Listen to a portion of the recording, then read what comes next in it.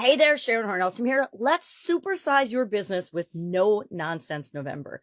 I like to, in the month of November, men do no shave November where I live for hunting season. It's a big thing, and they grow these crazy beards to go hunting with. I guess it keeps them warm. I'm not sure why.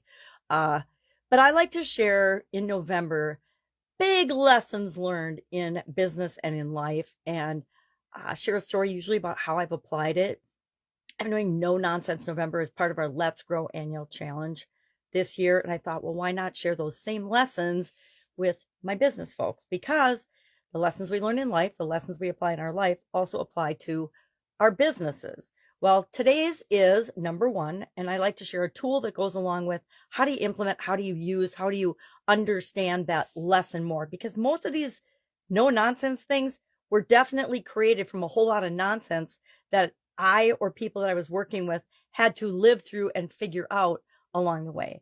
And today's number one, and they're in no particular order. I just brainstorm a list and then I share them because that's how I've learned these lessons. I didn't learn them in a nice formulaic order that would make sense if I'd learned them in this way, in a certain way in the first place.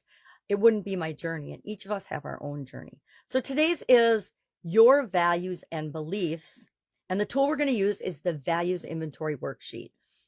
Now, I learned this one the hard way because I didn't originally understand that the things that I love to do, the things that are my core values, the things that are most important to me impact how well I do in life and in business.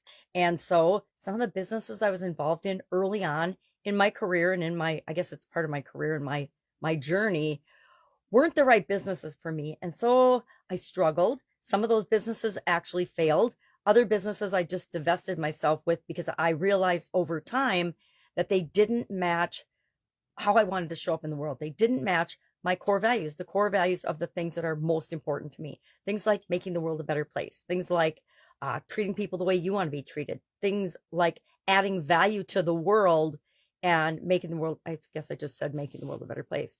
But doing things to solve problems and help people.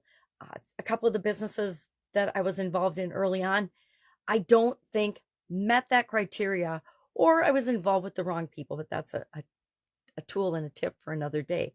So today I Googled, and I just did it quickly, different values inventory worksheets, because it's a great tool. And I haven't really specifically used that tool before. So I was curious, how could I use that and what's available? Literally, there are hundreds of different worksheets available that we can use to get a feeling for what are our core values, what's most important to us. And if you're listening to me and you're on this, you may very well have already done some work in this area. People in the challenge have done it at least 9 times, probably 10 at this point, because we use it as a tool and not the values inventory worksheet per se, but we go through a process where we identify our core values for each of the different life framework areas that I use: physical, mental, emotional, spiritual, financial, relationships, contribution, confidence, and communication. I added in 2021 following the pandemic. So there again, lessons learned of what are core things that I wanted to add to my life framework. So today, I encourage you, if you've never done one, just go online or check phone apps. I didn't even do that. I didn't even check mobile apps for values inventory worksheets, but I'm pretty sure there's probably some tools or things there as well. But just go through or just sit 5 minutes and revisit your core values. What's most important to you? What are you passionate about? Who are the role models and the people that you look up to? And what values do they hold, or what values do you believe that they hold? Because sometimes we think people that we look up to have certain values and beliefs, and we come to find out that they absolutely positively do not.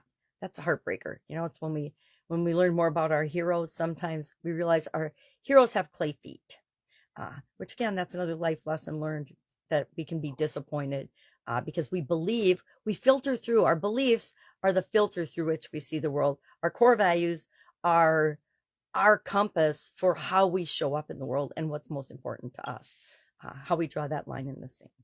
So that's our topic for today. Curious, have you identified your core values? Have you ever used a core values worksheet? Share in the comments below. I'd love to hear about that. And I will be with you tomorrow and every day with a No nonsense November, lesson learned. I'll try to pull a story from my experience and how I learned that lesson, unless they're too embarrassing or painful.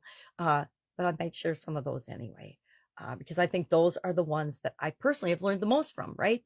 It's the failures that I've learned the most from in my life and in my businesses. And they're not failures because I didn't quit. So I'll also then share a tool so we can have a tool to apply that job or that particular lesson, and maybe avoid learning that lesson the hard way ourselves because we use the tool to prevent it from happening in our business or in your business. Already happened in mine. All right, have a great day, and I'll of course be with you tomorrow. Any questions? Ask.